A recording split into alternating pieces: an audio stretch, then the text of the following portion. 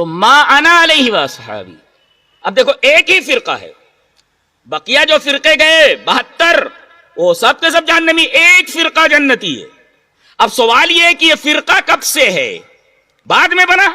نہیں, بعد میں نہیں بنا. کب سے ہے یہ حدیث دیکھیے, حدیث ثوبان, وہ بھی سنائی جا چکی ہے آپ کو. حدیث اس طرح, وان ثوبان رضی اللہ تعالیٰ عنہ ان رسول اللہ صلی اللہ علیہ وسلم قال لا تزال طائفة من امتی علی الحق منصورین لا يضرهم من خالفهم حتى یاتی امر اللہ عز وجل. رواہ ابن ماجہ فی کتاب المقدمہ فی باب اتباع سنت رسول اللہ صلی اللہ علیہ وسلم. امام ابن ماجہ رحمہ اللہ فصل علوم کے اندر ہی کتاب المقدمہ کے اندر ہی روایت لائے ہیں, باب اتباع سنت رسول اللہ صلی اللہ علیہ وسلم. حضرت ثوبان اس روایت کے راوی. اس راوی کے بارے میں ایک بات بتا دوں, حدیث کا طالب علم جب اس صحابی سے مروی کوئی روایت دیکھے تو ٹھٹک جائے, کوئی نہ کوئی بات ضرور ہے. اللہ اکبر, ان سے جتنی بھی روایتیں ہیں میں نے غور کیا ہے, کوئی نہ کوئی عجیب بات, کوئی نہ کوئی نادر بات ضرور ہوتی ہے اس کے اندر. اس راوی کی, صحابی کی جتنی بھی روایتیں بڑی عجیب و غریب ہے, بڑی عجیب و غریب ہے.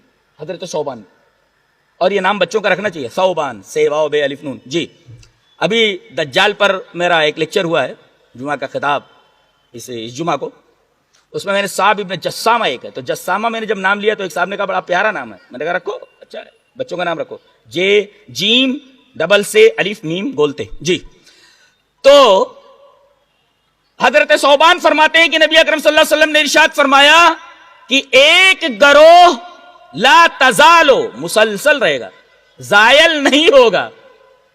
لا تزالو کو مفاد کیا ہے؟ مسلسل رہے گا. اور ایک رہے گا, مسلسل رہے گا, اس کا مطلب کیا؟ نبی کے دور میں بھی رہے گا, ورنہ لا تزالو کو کوئی مطلب ہی نہیں. لا تزالو کو مفاد یہ ہے کہ وہ نبی کے زمانے میں بھی رہا ہو, کبھی کٹ اپ نہ ہوا ہو. اس لیے کہ ما زالا مسلسل بلا انقطاع کے لیے آتا ہے, بیچ میں کٹ اپ نہیں ہے, تسلسل ہے بغیر کٹے ہوئے. اس کا مطلب نبی کے دور میں بھی وہ طائفہ تھا, وہ گروہ تھا. لا تزال طائفۃ, ایک گروہ رہے گا. اور طائفہ سمجھتے ہیں کس کو بولتے؟ یہ بڑی جماعت سے نکلا ہوا ایک چھوٹا سا گروہ, اس کو طائفہ بولتے. یہ نقطہ ایک ملا کہ ہمیشہ اہل حق کم رہیں گے. یہ کثرت یہ کسی کے حق ہونے کی دلیل نہیں. حق کا معیار قلت اور کثرت نہیں بلکہ دلائل ہوتے ہیں. یہ دیکھا, اگر ایک آدمی بھی حق پر ہے اور اس کے بعد دلائل ہیں, دلائل کی بنا پر اگر ایک آدمی کھڑا ہوا ہے اور پورا شہر ایک طرف ہے تو وہ آدمی حق کے اوپر ہے, پورا شہر باطل پر ہے. یہ حق کا معیار ہے. تو حق کا معیار قلت اور کثرت نہیں بلکہ دلائل ہوتے ہیں. طائفہ ایک تو لا تزالو, برابر رہیں گے نبی کے زمانے میں, اور دنیا کے اندر یہ طائفہ موجود رہے گا ہر کونے میں, کبھی خالی نہیں ہوگی دنیا اس سے. اب اگر یہ مان لیا جائے کہ یہ طائفہ بعد میں ہوا تو اس حدیث کا کوئی مطلب نہیں رہے گا. وہ ناجیہ فرقہ نبی کے زمانے میں بھی ہونا چاہیے, اور اس کا ایکسٹینشن جو ہے, امتداد اس کا, وہ قیامت تک ہونا چاہیے. وہ مطلب اس کا, اگر امتداد نہ ہو اس کا نبی کے زمانے سے لے کر قیامت تک, تو اس حدیث کا جو لا تزالو کا جو مفاد ہے وہ حل نہیں ہوگا. جی طائفتن کہہ کر کے طائفتین یا طوائف نہیں کہا گیا, ایک ہی ہے. طائفت من امتی, میری امت, اور علی الحق, وہی حق کے اوپر ہوگا. اور حق کسے کہتے ہیں وہ آپ کو معلوم ہے, بما نزل علی محمد وهو الحق. سورہ محمد میں جو اللہ کے رسول پر نازل ہوا وہی حق ہے. اور اللہ کے رسول پر کیا نازل ہوا اب حدیث بتائیے, قرآن و حدیث. لہذا قرآن و حدیث ہی حق ہے. جی علی الحق, وہ قرآن و حدیث پر ہوں گے, جیسا کہ قرآن سے حق کا مفہوم متعین ہوا کہ وہ قرآن و حدیث پر رہیں گے, وہی مطلوب اور غیر مطلوب پر رہیں گے, فہم سلف فہم صحابہ کی روشنی میں شریعت کو سمجھیں گے. اچھا, اور منصور رہیں گے وہ. آج دلائل میں کوئی کھڑا ہو جائے, چیلنج دینا الگ بات ہے. ہم نے کہا بیٹھو بھائی, تم کو بات کرنی ہے, مناظرے کا چیلنج دے تو بیٹھو, تم کو ان سے آگے نہیں جانے دیں گے. ان مانے بھی ہوتا ہے طرف سے, اور من مانے بھی طرف سے ہوتا ہے. تو من اور ان میں کیا فرق ہے یہ بتا دو, پھر آگے حدیث تو بہت بات کی بات ہے. ان مانے بھی سے ہوتا ہے اور من مانے بھی سے ہوتا ہے, اس کی طرف سے اس کی طرف سے. من جانب ان ابی ہریرہ, ابو ہریرہ کی طرف سے, اور اسی طریقے سے من اور ان میں کیا فرق ہے, چلو بھائی بتا دو. اب پھر ابی ہریرہ پر بات ہوگی, ابی کیا ہے, اور ہریرہ کیوں, ہریرتے کیوں نہیں ہے, تو وہ تو بات کی بات ہے. چیلنج دینا اور بات ہے, بات کرنا اور بات ہے. اوقات ہونی چاہیے بات کرنے کی, بات کرنے کی اوقات ہونی چاہیے. جی منصور ہوتے ہیں یہ اس لیے کہ حق پر رہنے ہوتا ہے, اور منصور کا مطلب یہ ہوتا ہے کہ عرش والا دلائل کے ذریعے اس کی مدد کرتا ہے, دلائل کے اعتبار سے وہ منصور ہوتے ہو, علی الحق منصورین. اور یہ خوشخبری دے دی گئی کہ اہل حدیث قیامت تک رہیں گے. کتنے لوگ ان کے مٹانے کے لیے کوشاں ہو جائیں, مٹا نہیں سکتے. لا یضرهم من خالفهم حتی یاتی امر اللہ عز وجل. امر سے مراد قیامت, قیامت تک اس جماعت کو کوئی نقصان نہیں پہنچا سکتا. یہ اللہ تبارک تعالیٰ کی طرف نصرت, خوش ہو جاؤ جی, ہمیں ڈرنے کی ضرورت نہیں ہے الحمدللہ. لا حدیث پر ہمارا ایمان ہے, جس طرح اپنے وجود کے اوپر ہے, اپنے وجود سے زیادہ اس حدیث کے اوپر ہمیں یقین ہے. لا یضرهم من خالف. اچھا کون ہے یہ اہل حدیث ہی ہیں کیا؟ چلیے وہ دیکھ لیتے ہیں. بہت بڑے امام کی بات, اور وہ ترمذی میں بھی موجود ہے. حدیث پڑھ لیتے ہیں. حدیث اس طرح, وہاں معاویہ بن قرۃ عن ابیہ قال قال رسول اللہ صلی اللہ علیہ وسلم اذا فسد اہل الشام فلا خیر لکم لا تزال طائفۃ من امتی منصورین لا یضرهم من خذلهم حتى تقوم الساعة. قال محمد بن اسماعیل قال علی بن مدینی ہم اصحاب الحدیث. رواہ الترمذی فی کتاب الفتن. حضرت امام ترمذی رحمہ اللہ اس حدیث کو ایسے کتاب الفتن کے اندر لائے ہیں. نبی کریم صلی اللہ علیہ وسلم نے فرمایا جب شام والے خراب ہو جائے تو تمہارے اندر کوئی تمہارے خیر نہیں, اور میری امت کا ایک طائفہ, ایک گروہ ہمیشہ حق پر رہے گا, منصور رہے گا, اللہ کی طرف سے اس کی مدد کی جائے گی, وہ ہارے گا نہیں کہیں. ایک ہوتا ہے چرب زبانی, منطق سے کسی چیز کو گول مول کر دینا کہ اہل حق تھوڑی دیر کے لیے سکتے میں آ جائیں, یہ الگ بات ہے. لیکن جہاں تک حق کی بات ہے تم مناظرہ کیا کرو گے؟ ارے رب نے اہل حدیثوں کے بارے میں کہہ دیا کہ تم منصور ہوگے, تم ہم کو کیا ہراؤ گے؟ نبی نے جب کہہ دیا کہ تم منصور ہو تو ہمیں تو منصور ہونے کا سرٹیفکیٹ مل گیا, تم ہمیں کیا ہراؤ گے؟ حدیث سے ثابت ہے کہ ہم جیتے ہوئے ہیں, تم ہمیں کیا ہراؤ گے جی؟ منصورین کا کون ہے یہ؟ کون ہے یہ فرقہ کون سا ہے؟ قال محمد بن اسماعیل. اپنے زمانے کا کیا, میں تو کہتا ہوں کہ صحابہ کرام کے بعد اس آدمی سے مجھے اتنی محبت ہے کہ میں بتا نہیں سکتا. حدیثوں کے لیے پوری لائف لگا دیا اس آدمی نے, اپنی پوری زندگی لگا دیا. بخاری بولے تو اللہ کے کلام کے بعد سب سے صحیح کتاب, اللہ کی کتاب کے بعد سب سے صحیح کتاب محمد ابن اسماعیل بخاری کی, بخاری شریف. اہل حدیث طالب علم جب تک علماء سے اس کتاب کو پڑھے نا, سند نہیں دی جاتی. بریلوی ہو اس وقت تک سند نہیں دی جاتی جب تک بخاری شریف نہ پڑھے. اگرچہ جستا پڑھے, اگرچہ دورہ کر کے پڑھ لے, دوڑ کر کے پڑھ لے, اور اسی طریقے سے دیگر فرقے والے جب تک اس کتاب کو پڑھے نا تب تک سند نہیں دی جاتی. یہ امام بخاری رحمت اللہ علیہ کی عظمت کی دلیل ہے. اللہ اکبر. اللہ کی کتاب کے بعد سب سے صحیح کتاب امام بخاری رحمت. ایک ایک راوی گفتگو نہیں کر سکتا, کوئی نکیر نہیں کر سکتا, اور یہ آدمی ایسا ہے کسی آدمی کے اوپر جرح کر دے وہ لائق اعتبار ہی نہیں ہوتا. یہ مقام ہے حضرت امام بخاری رحمت اللہ علیہ کا. اللہ, وہ آدمی بول رہا ہے. قال محمد بن اسماعیل, امام بخاری یہ بولتے ہیں, میرے استاذ علی ابن مدینی بولتے ہیں کہ اس طائفہ سے مراد اصحاب الحدیث ہیں, اصحاب الحدیث اہل الحدیث ہیں. اچھا کہتے ہیں کہ اصحاب الحدیث سے مراد محدثین ہیں. چاروں اماموں کو مانتے ہیں نا. چلیے ایک امام کی بات لے آتے ہیں, امام اہل السنہ حضرت امام احمد بن حنبل رحمہ اللہ. ابن الجوزی کی کتاب مناقب الامام احمد بن حنبل رحمہ اللہ, وہ کہتے ہیں کانا یا قال فقال احمد بن حنبل, فقال اے احمد بن حنبل, امام احمد بن حنبل فرماتے ہیں اہل الحدیث عندنا من یستعمل الحدیث, ہمارے نزدیک اہل حدیث اس کو کہتے ہیں جو حدیث کو استعمال کرتا ہو. اب استعمال کرتا ہو بولے تو استعمال کرتا ہو, اسے یاد کرتا ہو, اس کے اوپر عمل کرتا ہو, تو محدثین کا مراد ہوئے, خالی صرف محدثین کا مراد ہوئے.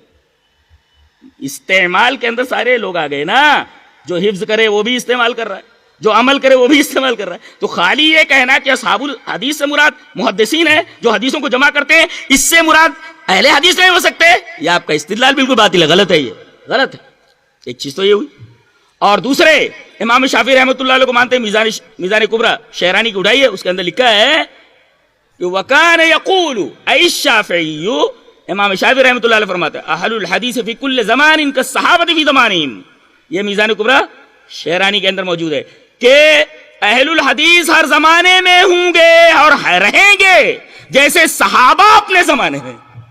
اور یہ تو اپنوں کی گواہی ہے, دوسروں کی گواہی لے لیجیے. اجتہاد و تقلید کے اندر لکھتے ہیں مولانا حدیث کاندھلوی صاحب, اہل حدیث تو سب کے سب صحابہ تو کل کے کل اہل حدیث تھے. اب دیکھیے حاجی امداد اللہ مہاجر مکی کے ایک خلیفہ مجاز ہیں انوار اللہ فاروقی صاحب, وہ اپنی کتاب فضیلت جنگ کے اندر لکھتے ہیں صحابہ تو کل کے کل اہل حدیث تھے.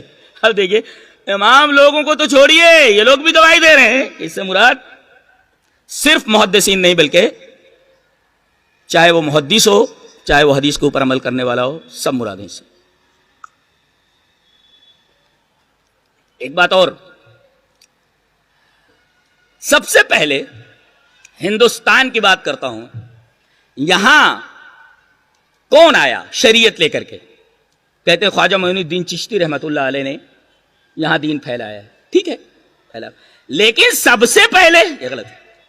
میرا حافظہ اگر غلطی نہیں کر رہا ہے تو ان کی پیدائش 536 کے اندر ہوئی ہے. 536 کے اندر ہوئی.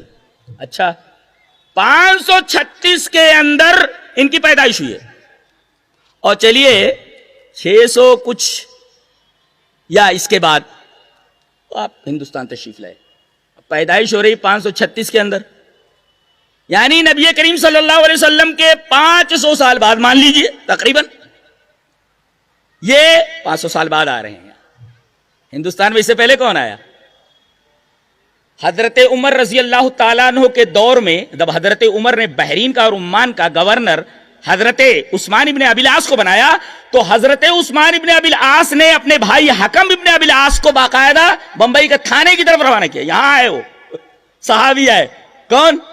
حضرت حکم ابن ابی العاص بمبئی کے اندر آئے. جہاں آپ آئے یہاں آ گئے وہ. تو سب سے پہلے صحابی کب آئے؟ 15 ہجری کے اندر آ گئے, یعنی نبی کریم صلی اللہ علیہ وسلم کہ اس دنیا سے تشریف لے جانے کے یہی کوئی 4-5 سال کے بعد. یہ آنے والے لوگ صحابہ کرام تھے, اور ہندوستان کے اندر 25 صحابہ کرام تشریف لائے, 42 تابعین آئے اور 18 تبع تابعین آئے.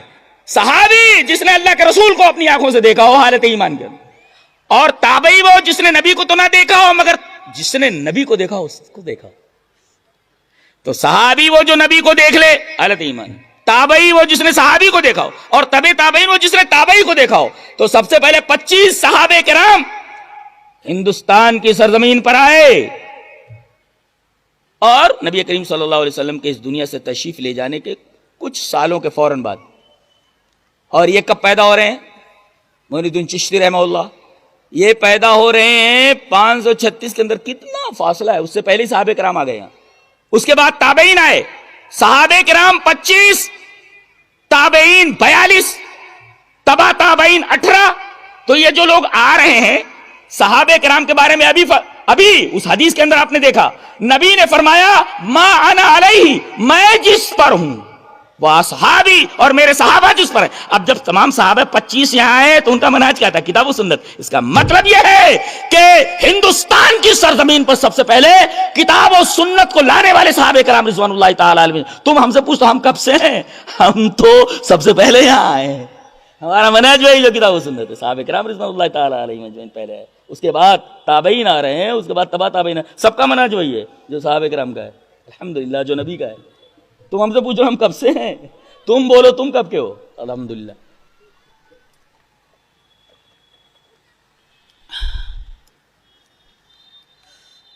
اسی طریقے سے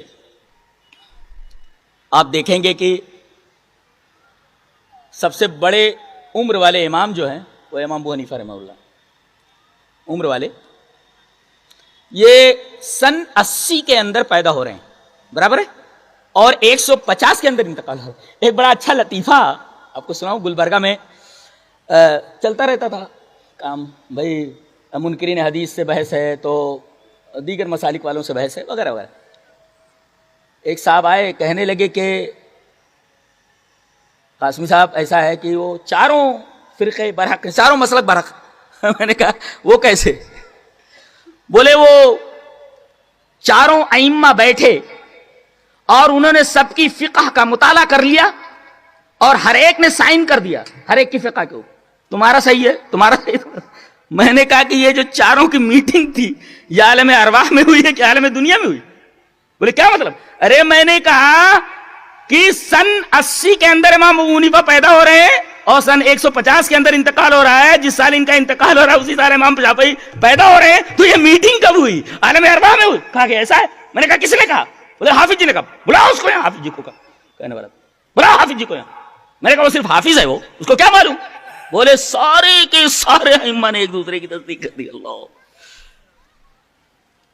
اب یہ 80 میں جب پیدا ہو رہے ہیں اور محمد ابن قاسم جب آ رہے ہیں یہاں سن 93 کے اندر, یہ اس وقت کتنے بڑے تھے؟ یہ 12 سال کے. تب تو مسلک بنا ہی نہیں تھا. پوری تاریخ مطالعہ کر لیجئے ہم کب سے الحمدللہ. تو یہ ہماری تاریخ ہے اور اس کو ہر آدمی اب تو جانتا ہے. اب تو نیٹ موجود ہے, ہمیں بولنے کی بھی ضرورت نہیں ہے. آپ اٹھا کر کے دیکھیے پوری تاریخ آپ کے سامنے آ جائے گی. الحمدللہ اللہ تبارک و تعالی ہمیں نیک عمل اور اچھی سمجھ کی توفیق عطا فرمائے. وآخر دعوانا